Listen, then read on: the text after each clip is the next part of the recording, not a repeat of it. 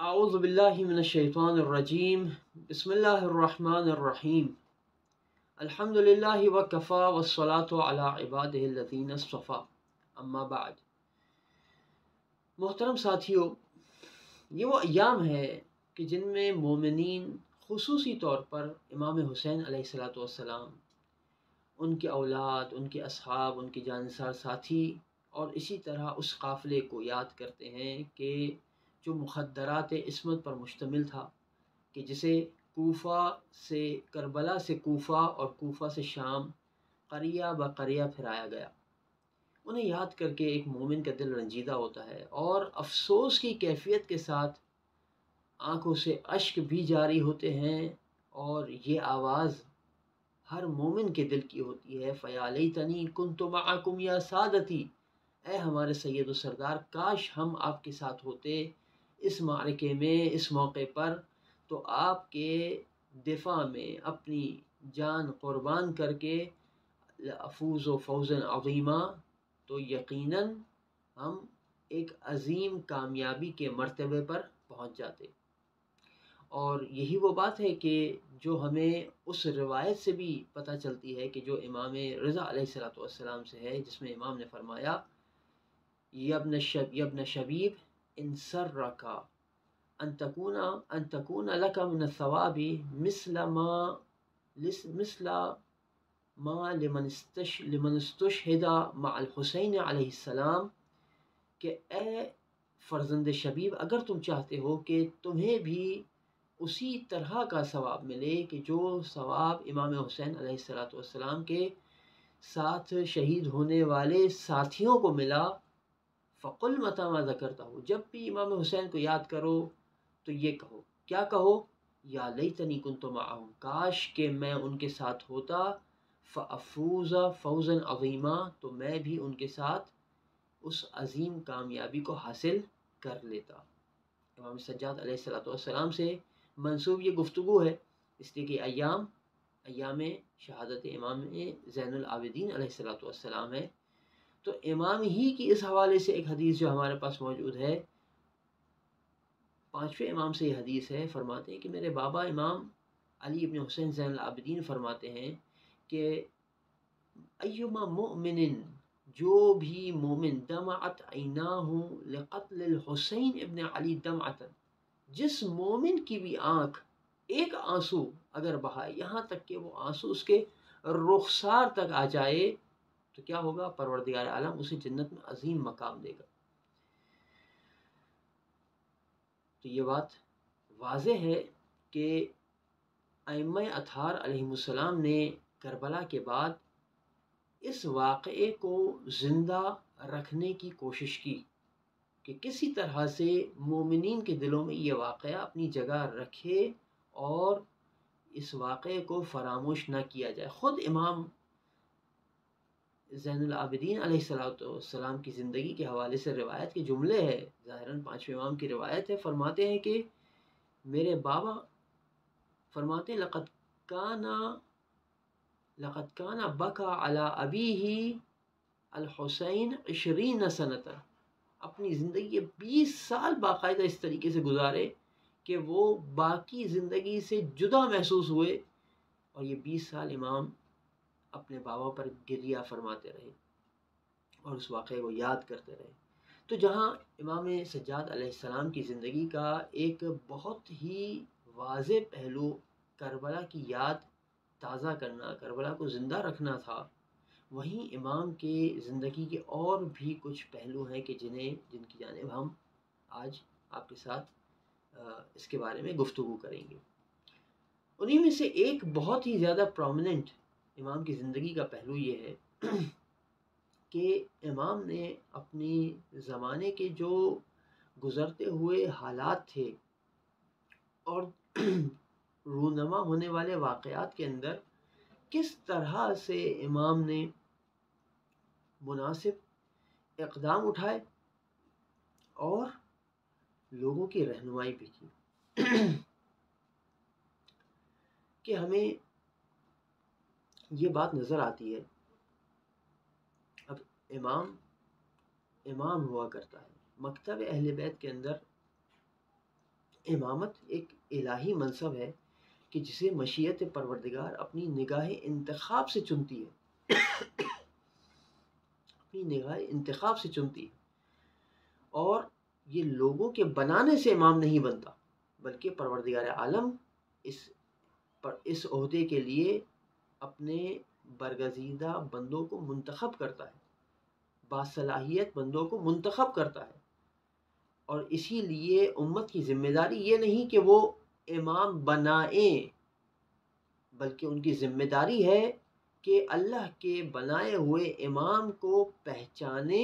اور اس کی اطاعت کرے، اس کی فرمانبرداری کرے، اور اسی میں کامیابی اور فلاح ہے۔ کہ ایک حدیث کہ چھٹے امام جعفر صادق علیہ السلام سے راوی ہے حسین ابن ابی علا، کہتا ہے کہ میں نے امام سے رسول کے اس فرمان کے بارے میں سوال کیا، کیا من مات ولیس لہ امام مات میتۃ جاہلیہ، رسول نے جو یہ فرمایا ہے یہ کیا ہے کہ جو کوئی بھی اس حالت میں اس دنیا سے جائے کہ اس کا کوئی امام نہ ہو۔ بعض روایات کے اندر ہے کہ اگر امام کو پہچانے بغیر چلا گیا، بات ایک ہی معلوم ہوتی ہے کہ اگر امام کو نہیں پہچانا، اگر پہچانے گا تو وہ اسے اپنے امام کے طور پہ تسلیم کرے گا، اگر امام کے بغیر اس دنیا سے چلا گیا تو وہ جاہلیت کی موت مرا۔ تو امام نے کہا کہ بالکل، چھٹے امام نے کہا بالکل ایسا ہی ہے۔ اس کے بعد اپنے دادا، اپنے جد امام زین العابدین علیہ السلام کا تذکرہ کیا، فرمایا کہ لو ان الناس تبعوا علی ابن الحسین، اگر لوگوں نے علی ابن الحسین زین العابدین امام سجاد کی اتباع کی ہوتی، وَتَرَكُوا عبد الملک بن مروان علیہم علیہ، کہ اور عبد الملک ابن مروان کو چھوڑ دیا ہوتا، اہتدوا، تو وہ ہدایت یافتہ ہو جاتے۔ لہٰذا امام کے ذریعے سے انسان ہدایت یافتہ ہو رہا ہے، کہ اگر امام کو نہ پہچانے، اس کی پیروی نہ کرے تو انسان گمراہی کے اندر ہے، اور اگر گمراہی کے اندر ہے تو رسول اللہ کی اس نص کے مطابق اس کی موت جاہلیت یعنی گمراہی کی موت ہے، اس کی موت گمراہی کی موت ہے۔ اب یہاں پر راوی ایک قدم اور آگے بڑھا، اور جسے ہم کہیں کہ اپنے جذبات میں جذبہ ایمانی کے تحت کہنے لگا، کہتا ہے کہ فَقُلْنَا مَنْ مَاتَ لَا يَعْرِفْ إِمَامَهُ مَاتَ مِيتَةً جَاهِلِيَّةً مِيتَةَ كُفْرٍ، کہ جو کوئی بھی امام کو پہچانے بغیر اس دنیا سے چلا گیا تو اس کی موت جاہلیت کی موت ہے، اس کی موت کفر کی موت ہے۔ امام علیہ السلام نے اس کی اصلاح فرمائی، کہا کہ لا میتۃ غلال، جتنا رسول نے کہا ہے اسی کو اپناؤ، اس شخص کی موت گمراہی کی موت ہے۔ جیسے کہ کئی روایات ہیں، ہم اپنے پچھلے سیشنز کے اندر، پچھلی کلاسز کے اندر اس ٹاپک کے اوپر گفتگو کر چکے ہیں، ایمان اور اسلام کے درمیان فرق۔ اسلام زبان سے کلمہ جاری کرنے سے انسان مسلمان ہو جاتا ہے، ایمان کے اپنے تقاضے ہیں، لہٰذا اسی مطلب کی جانب اشارہ کیا جا رہا ہے، کہا جا رہا ہے کہ اسے کفر کی موت نہ کہو، اسے گمراہی کی موت کہو، اسے ضلال کی موت کہو، اسے جاہلیت کی موت کہو، درست؟ خوب۔ اور خود امام سجاد علیہ السلام نے بھی اس امر کی اہمیت کی جانب اشارہ کیا ہے، اور اسے اس دعا کے اندر جو صحیفہ سجادیہ، امام سجاد علیہ السلام کی دعاؤں کا مجموعہ کہ جو منسوب ہے امام سجاد کے ساتھ، اس کے اندر یہ اس مقام کی اور اس امر امامت کی اہمیت کی جانب اشارہ کیا۔ دعا ہے دعا عید کے موقع کی دعا، عید کے دن کی دعا، اسی طریقے سے اس میں لکھا ہے کہ جمعے کے روز کے لیے بھی یہی دعا ہے۔ کیا دعا ہے؟ وہ دعا ایک طویل دعا ہے، اسی کا ایک حصہ ہے جس میں امام خداوند عالم سے مخاطب ہو کے فرما رہے ہیں، کہہ رہے ہیں کہ اللہم ان ھذا المقام لخلفائک و اصفیائک و مواضع امنائک، پروردگار یہ جو مقام ہے، یعنی یہ جو عید کا موقع ہے، اس عید کے دن مسلمانوں کی سربراہی کس کا حق ہے؟ یہ وقت کے امام کا حق ہے۔ اسی طرح جمعہ کا اصل حق کس کا ہے؟ وقت کے امام کا حق ہے۔ اور یہی وجہ ہے کہ فقہی طور پہ نماز عید واجب ہے اگر امام حاضر ہو اور امام کی قیادت میں، امام کی سربراہی میں ہو رہی ہو، یا ان کے کسی خاص نائب کی۔ نماز جمعہ اپنی شرائط کے ساتھ واجب ہے اور واجب عینی ہے اگر امام یا ان کے نائب خاص کے قیادت میں، اس کی امامت میں نماز ہو رہی ہو۔ لیکن اب چونکہ زمانہ غیبت ہے، اس اعتبار سے فقہی طور پہ مجتہدین کی، فقہا کی متعدد آراء ہے، جن میں سے سید سیستانی حفظہ اللہ، آپ جانتے ہوں گے ان کی رائے کے حوالے سے کہ نماز عید واجب نہیں ہے اس زمانے میں، مستحب ہے، اور یہ بھی اختیار ہے کہ فرادہ پڑھی جائے یا جماعت کے ساتھ پڑھی جائے، البتہ جماعت بہتر ہے۔ جمعہ کی نماز سید سیستانی فرماتے ہیں کہ اس زمانہ غیبت میں بھی واجب ہے اگر شرائط کے ساتھ ادا کی جائے، البتہ واجب تخییری ہے۔ ایسا نہیں کہ ہر کسی کے لیے ضروری ہے کہ وہ جمعے کی نماز میں حاضر ہو، بلکہ چاہے تو جمعے کی نماز میں اپنی شرائط کے ساتھ حاضر ہو جائے، اور چاہے تو نماز ظہر ادا کر کے اپنی ذمہ داری کو پورا کرے۔ تو اس دعا کے اندر بھی اس مطلب کی جانب اشارہ کیا کہ پروردگار یہ مقام تو تیرے خلفاء کا، تیری طرف سے معین کیے ہوئے ائمہ کا مقام تھا کہ جسے ظالموں نے چھین لیا، ظالموں نے انہیں اپنے حق تک نہیں پہنچنے دیا، اور اب صورتحال یہ ہے کہ تیرے وہ بندے جو تیری طرف سے معین تھے اس وقت مغلوب ہیں، دیکھ رہے ہیں کہ کس طرح سے شریعت کے احکام بدلے جا رہے ہیں، کس طریقے سے کتاب خدا کو ترک کیا جا رہا ہے، کس طرح سے سنت رسول اللہ صلی اللہ علیہ وآلہ وسلم کے اندر تبدیلیاں لائی جا رہی ہے، لیکن یہ امت تیرے ان معین کیے ہوئے بندوں کا ساتھ دینے کے لیے تیار نہیں ہے۔ تو امت امام کو چھوڑ دیتی ہے، اس کے ساتھ چھوڑ دیتی ہے،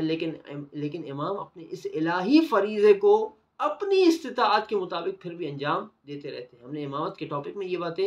کور کی ہیں ایک حد تک۔ اب دیکھیے کہ امام سجاد علیہ السلام نے کس طرح سے اپنے بابا کی شہادت کے بعد کس طرح سے امام حسین علیہ السلام کے سٹانس کو، ان کے موقف کو آگے بڑھایا، اس کو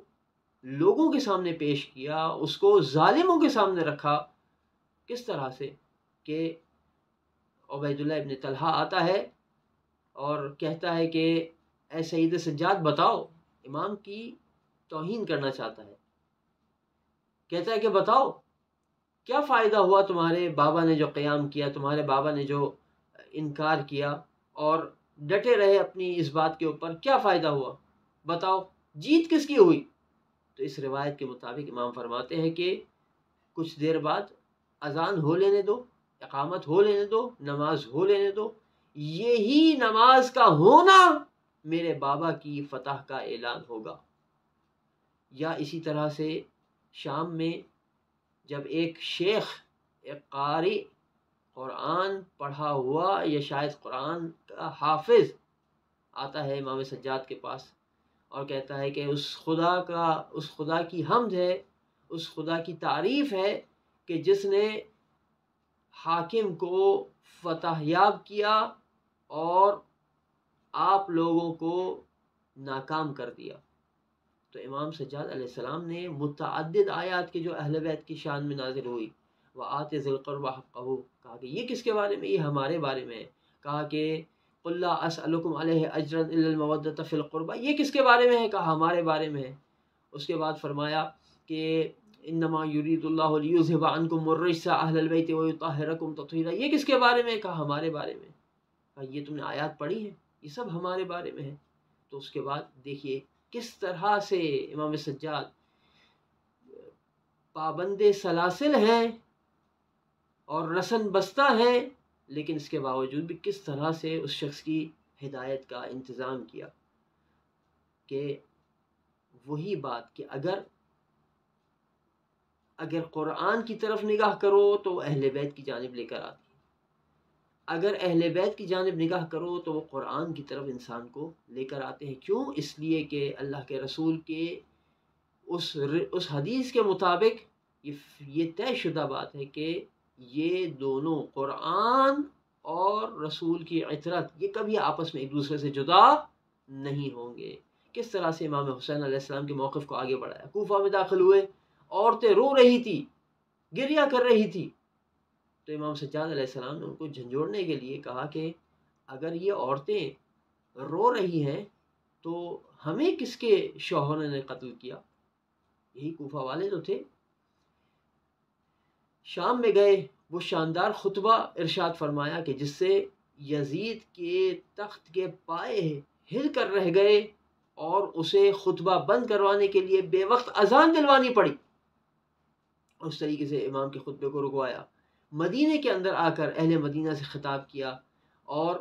اپنے خاندان کی عظمت و شرافت کا بیان کیا، یاد دہانی کرائی، امام حسین علیہ السلام کے ساتھ ہونے والے مظالم کی جانب اشارہ کیا، اور اس کے بعد امام فرماتے ہیں کہ اللہ کے رسول نے ہم سے محبت کا حکم دیا تھا، ہمارے ساتھ وہ سلوک کیا گیا کہ اگر ہم سے دشمنی کا حکم دیا جاتا تب بھی وہ سلوک روا نہ رکھا جاتا، وہ سلوک ہمارے ساتھ کیا۔ سلسلہ آگے بڑھتا ہے، کچھ دن گزرتے ہیں، مدینے کے اندر ایک شورش اور بغاوت جنم لیتی ہے، اس لیے کہ جب امام حسین علیہ السلام کے ساتھ جو ہوا اس کی وجہ سے بہرحال مسلمانوں کے دل دکھے ہوئے تھے۔ گیا ایک وفد اور جا کے یزید کا حال اپنی آنکھوں سے دیکھا، کہا کہ اب خاموش رہنے کا کوئی موقع نہیں ہے، اب ہم نے بنی امیہ کو اس حکومت سے نکالنا ہے۔ بہرحال امام سجاد علیہ السلام اس شورش کا، اس بغاوت کا حصہ نہیں بنے اور دور چلے گئے، اور یہیں سے ہمارے لیے ایک پیغام ہے، وہ یہ کہ پروردگار عالم نے ہدایت کا جب انتظام کیا ہے تو اب ہمارا اقدام ان کے قول اور ان کے حکم کے مطابق ہونا چاہیے۔ لہٰذا ہر دفعہ صرف ایک جذبہ ایمانی کا ہونا یہ کافی نہیں ہوتا ہے اپنی وظیفے اور شرعی ذمہ داری کو طے کرنے کے لیے۔ کچھ لوگوں نے قیام کیا، نتیجہ کیا ہوا؟ نتیجہ یہ ہوا کہ یزید نے ایک لشکر بھیجا مسلم ابن عقبہ کی سربراہی میں، اور یہ شخص، یہ سفاک، یہ ظالم شخص یہ آتا ہے مدینے میں اور مدینے کے اوپر جب قبضہ کر لیتا ہے، اچھا جنگ ہوتی ہے، جنگ کے دوران وہ جو لشکر تھا جو تیار ہوا تھا بغاوت کے لیے، اکثر اس میں سے لوگ مارے جاتے ہیں۔ یہ جب آتا ہے اور قبضہ کر لیتا ہے مدینے کے اوپر، 3 دن کے لیے مدینے کے اندر موجود تمام لوگوں کا مال اور عورتیں اپنے لشکر کے لیے حلال کر دیتا ہے۔ یہ عظیم جرم، یزید کے جرائم میں سے ایک اور عظیم جرم کا اضافہ ہو جاتا ہے۔ 3 بہت عظیم کام ہوئے اس کے دور حکومت کے اندر۔ ایک سب سے عظیم جرم امام حسین علیہ السلام کو شہید کرنا، قتل کرنا۔ دوسرا خانہ کعبہ کو مسمار کروانا۔ تیسرا مدینے کے اندر اس طرح سے اہل مدینہ کے اموال کو اور ان کی عزت کو پامال کرنا۔ امام سجاد علیہ السلام ایک ایسا موقف اختیار کرتے ہیں، نہ اس تحریک کا حصہ بنتے ہیں، بلکہ صورتحال یہ ہے کہ یہ شخص ابن عقبہ یہ مدینے کے تمام مردوں کو بلاتا ہے، ایک ایک کو بلایا جاتا ہے، وہ آتے ہیں، ان سے کہا جاتا ہے کہ اس طرح سے بیعت کرو کہ کہو کہ میں یزید ابن معاویہ کا غلام ہوں اور مجھ پر اس کی اطاعت واجب ہے۔ کوئی اگر کہتا تھا کہ مجھ پہ اطاعت واجب ہے لیکن غلام کا ذکر نہیں کرتا تھا، اس کی بھی گردن اڑا دی جاتی تھی۔ یہ صورتحال تھی، یہاں تک کہ امام زین العابدین کو بلاتا ہے۔ روایت کہتی ہے کہ بلانے سے پہلے انتہائی برہم تھا، چاہتا تھا کہ امام کے ساتھ سخت گیری کرے، لیکن جب امام آتے ہیں تو استقبال میں کھڑا ہو جاتا ہے اور امام کو اپنے پاس بٹھاتا ہے اور کہتا ہے کہ اے علی ابن حسین، اگر آپ کی کوئی خواہش ہے تو میں پوری کروں۔ اور امام علیہ السلام اس کی قید میں موجود وہ لوگ کہ جن کے لیے قتل کی سزا سنائی جا چکی تھی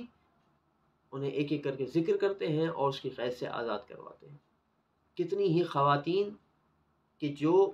اس موقع پر کہ جب پورا مدینہ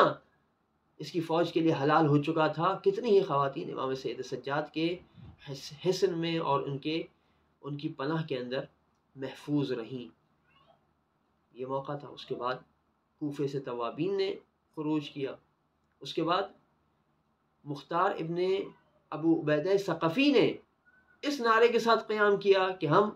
امام حسین کے خون کا بدلہ لیں گے ان کے قاتلوں سے۔ امام سید سجاد نے اس امر کو ظاہری طور پہ محمد ابن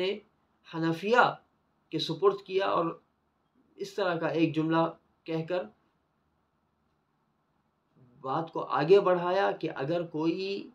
حبشی بھی حسین کے قتل کا انتقام لینے کے لیے آگے بڑھے تو مومنین کی ذمہ داری اس کے ساتھ دے۔ اس طریقے سے پھر وہ ایک قیام ہوا اور واقع کربلا میں کتنے ہی مجرموں کو دردناک سزا دی گئی۔ اور اس کے بعد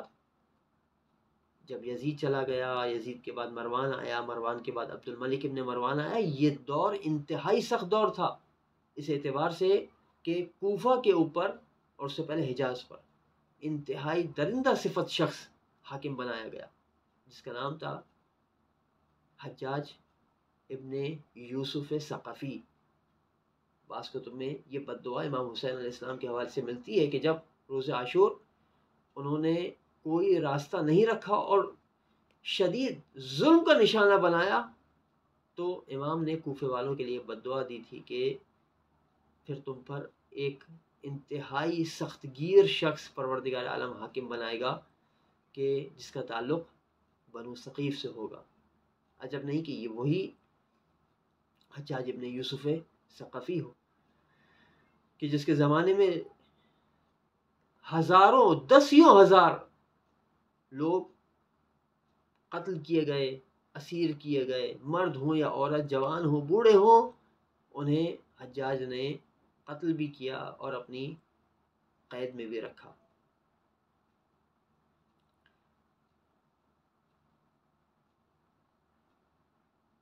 اور حجاج کا کردار، حجاج کا مائنڈ سیٹ کس طرح کا تھا، یعنی اس کا ان چیزوں کو دیکھنے کا انداز کیا تھا۔ اللہ کے رسول کی قبر کی زیارت کرنے والوں کو کہتا تھا کہ وائے ہو تم پر کہ تم اس بوسیدہ سی جگہ کا طواف کر رہے ہو، تمہیں تو چاہیے تھا کہ عبد الملک کے محل کا طواف کرتے۔ کیا تمہیں نہیں معلوم کہ خلیفہ اور نائب جو ہوتا ہے وہ پیغام پہنچانے والے، اور اشارہ تھا رسول کی جانب، پیغام پہنچانے والے سے زیادہ بہتر ہوتا ہے۔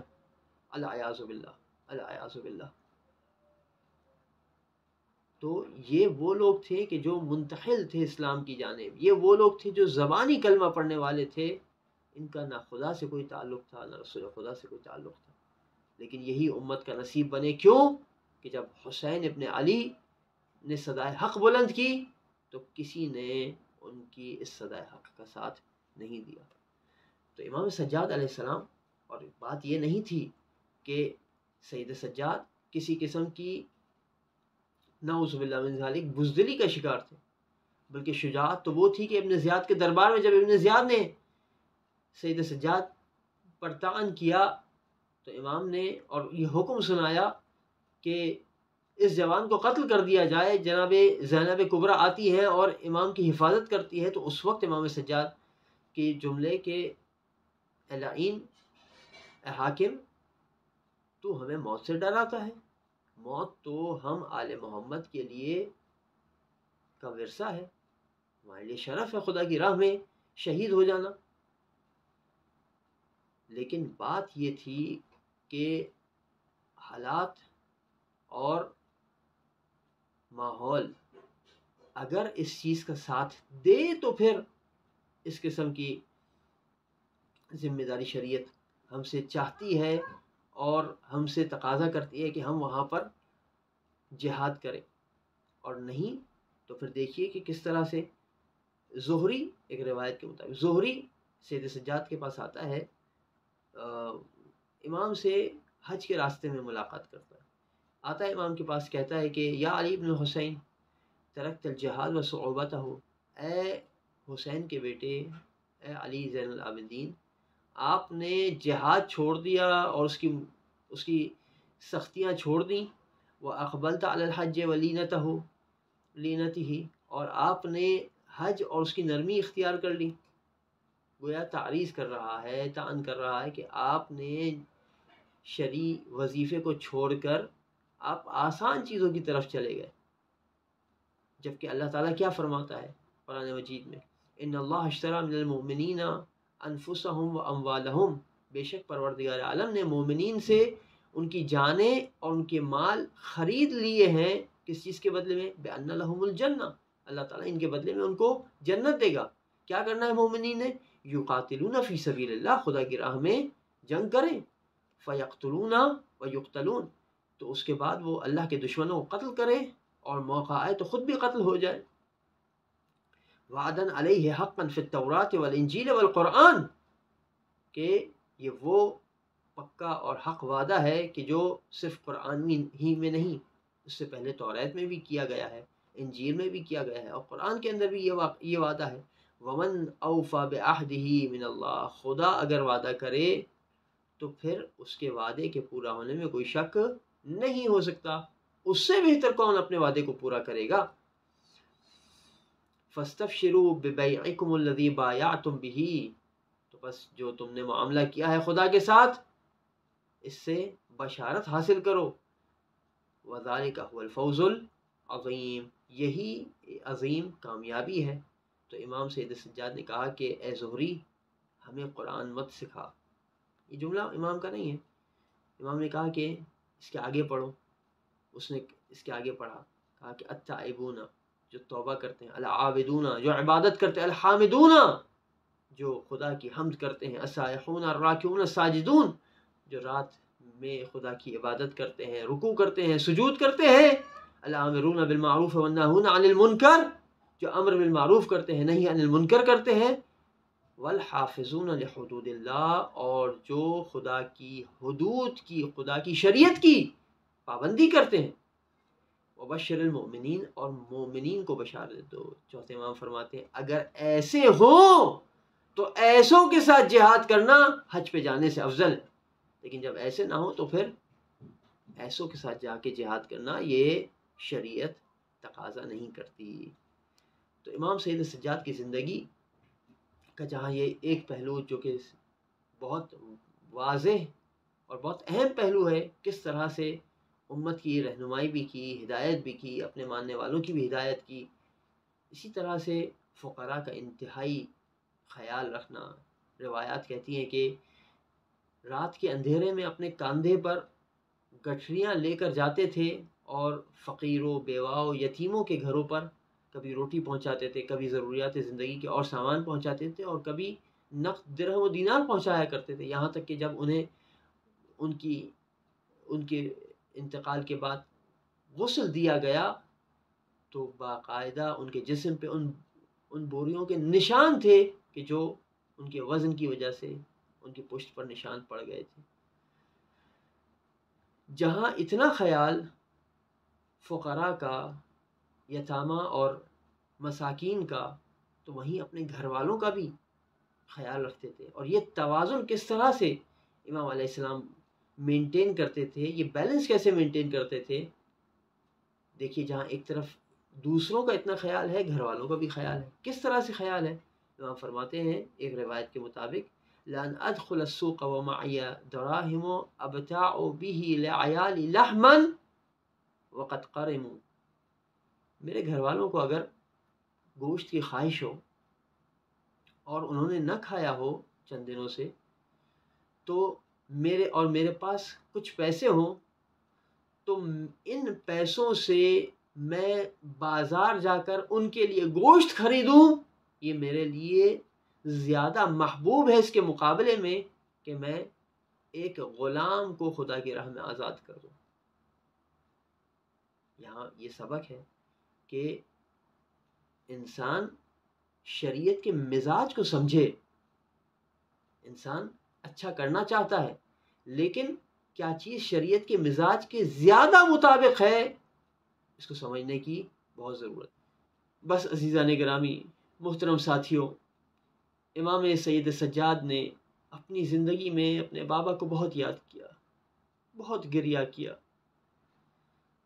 روایت کہتی ہے کہ جب کبھی بھی امام کے سامنے کھانا لایا جاتا تھا، امام گریہ فرماتے تھے۔ شاید یہ یاد کر کے گریہ کرتے ہوں گے کہ آج میرے پاس کھانا ہے، میں اپنی بھوک مٹا سکتا ہوں۔ کل روز عاشور کربلا میں میرے بابا دشمنوں سے پانی مانگتے رہے، کسی نے میرے بابا کو پانی تک نہ پلایا۔ ایک روز ایک غلام امام سے سوال کرتا ہے کہ مولا اتنے سال گزر چکے ہیں، کیا وہ وقت نہیں آیا کہ اب آپ کا گریہ بند ہو جائے؟ آپ کب تک گریہ فرماتے رہیں گے؟ تو امام نے جواب دیا، اے غلام، تو نے ہمارے ساتھ انصاف نہ کیا۔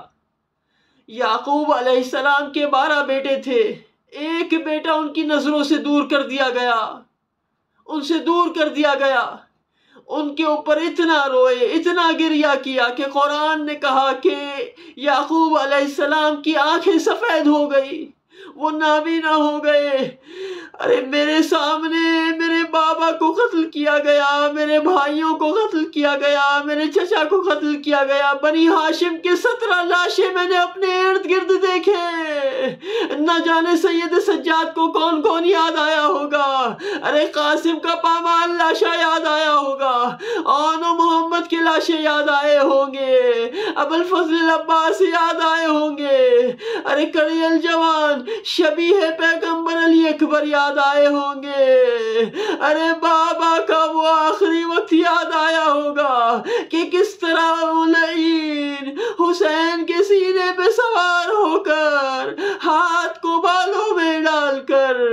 اپنی تلوار سے حسین کا سر تن سے جدا کرنا چاہتا۔ الا ولعنۃ اللہ علی القوم الظالمین وسیعلم الذین ظلموا ای منقلب ینقلبون۔ پروردگار تجھے واسطہ محمد و آل محمد کا ہم سب کے گناہوں کو معاف فرما۔ پروردگار ہماری حاجات کو روا فرما، ہماری مشکلات کو دور فرما، بحق محمد و آل محمد۔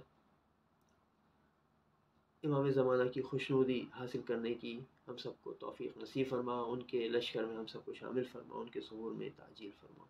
ربنا تقبل منا انک انت السمیع الدعاء بجاہ محمد و آلہ الاطہار۔ اللہم صل علی محمد و آل محمد۔